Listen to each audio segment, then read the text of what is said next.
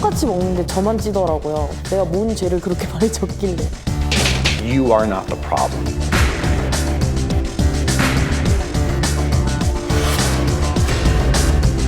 개인 유전자형 결과에 따라서 효율적인 관리를 해볼 수 있다는 반년을 넘게 고민하고 망설였습니다. 주변의 걱정 어린 시선.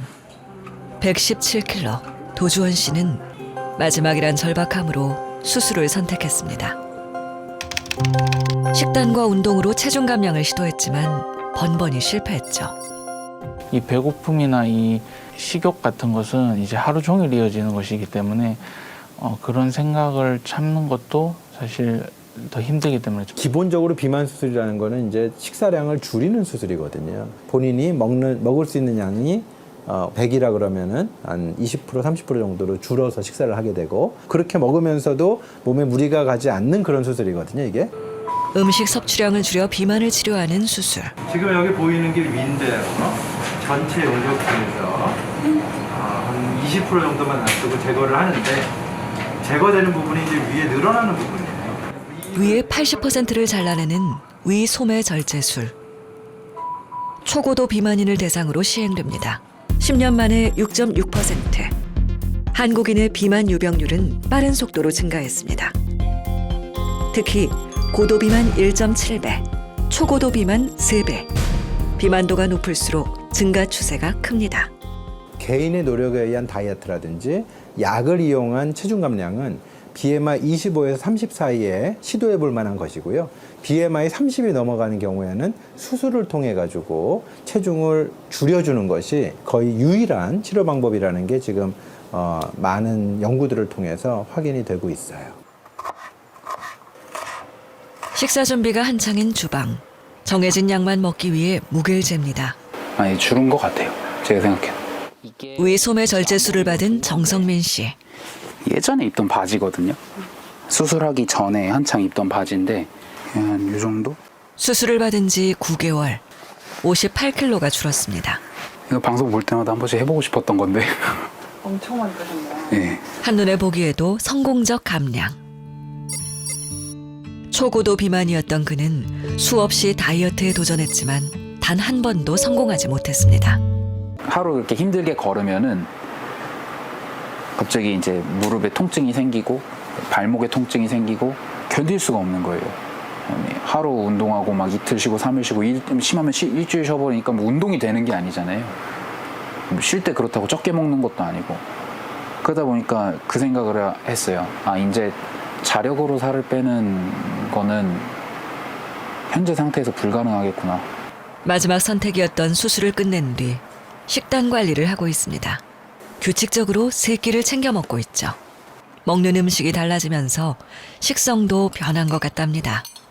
라면 같은 거 먹었을 때도 옛날에 맛있게 먹었는데 그 똑같은 양을 그래서 생각 없이 집어서 아 오랜만에 라면이다 하고 집어가지고 먹으면은 생각보다 맵고 자극적이고 기름지고 집어 넣은 양이 많아서 당황하는 거죠. 그럴 때 이제 그 간극을 조금씩 줄이고 있는 과정이에요. 식단 조절과 함께 운동도 병행하고 있습니다. 팔 빼시고 우리 벌써듯이 그냥 손들어 하실 때처럼 매일 2시간 이상 하는 운동. 근력 키우기에 집중합니다. 처음에 저랑 만나셨을 때 체중이 한 110kg 되셨어요. 저랑 운동 한 2-3달 정도 병행을 하시면서 목표량도 올라가시고 1kg 정도 올라가시고 체지방률도 거의 7, 8% 정도 빠진 상태. 굉장히 상승 다이어트에 따라 좋은 예라고 보겠습니다. 상승 다이어트. 체지방이 줄고 근육량은 늘어나는 이상적인 체중 감량입니다. 본인이 본인을 쳐다봤을 때 본인을 인지했을 때 이 정도면 괜찮네 라고 하는 게 진짜 괜찮은 부분인 것 같아요. 1에서 10 정도라고 하면 한 20 정도 되는 것 같아요. 이러려고 수술한 거니까요. 요요를 극복하기 위한 절박한 선택. 수술만이 최선의 방법이었을까? Cousin who was one day fat but is now lean because she just ate less and exercised more, and she's got it under control. So we're not interested in her anymore because she doesn't have a weight problem. We're only interested in the people for whom that didn't work. Now that might have been 99% of them. We don't know. But the ones for whom it didn't work are the ones that we're trying to help now. So this is the facility, the genomics facility. And so it's here where we do a lot of our genetics work. We sequence DNA, I look at genes. I specialize in looking at body weight. And obesity is one end of the spectrum of body weight. And some of the work we actually do within this lab is to try and understand how genes differ between lean people and obese people. And we look at their genetics here in this lab. 비만의 유전 가능성을 확인하는 겁니다. 유전자 비교 분석 결과 살찌게 하는 유전자, 비만 유전자의 존재가 확인됐습니다.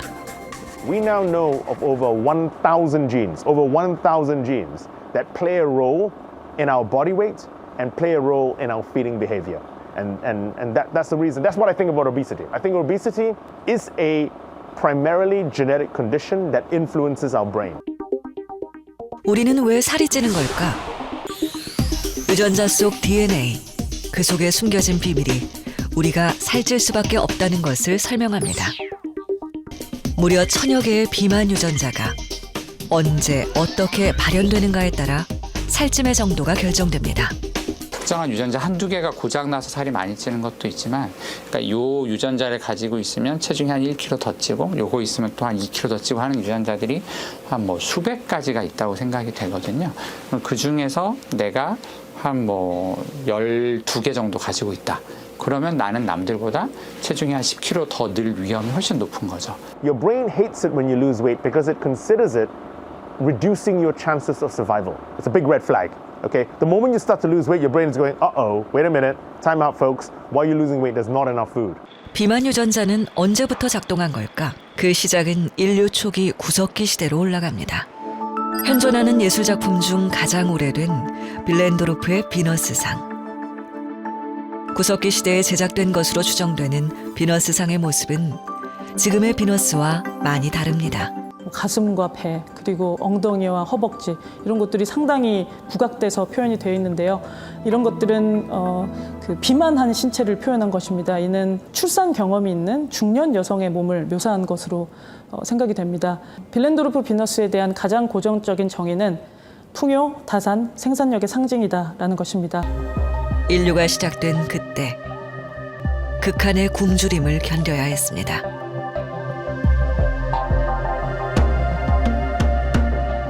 언제나 먹을 것이 부족했죠. 그때 인류를 영위하게 해준 것이 비만 유전자. 인류를 생존케 한 축복의 유전자였습니다. We never had enough food.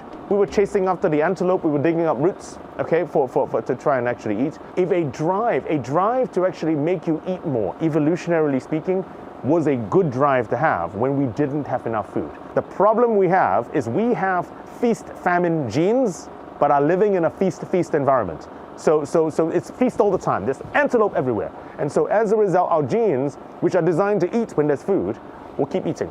And so you end up with obesity. 굶주림의 시대는 끝났고 풍요의 시대가 찾아왔습니다. 우리는 극한의 기아가 아닌 과식이라는 풍요를 즐기고 있습니다. 그리고 축복의 유전자는 저주의 유전자가 됐습니다.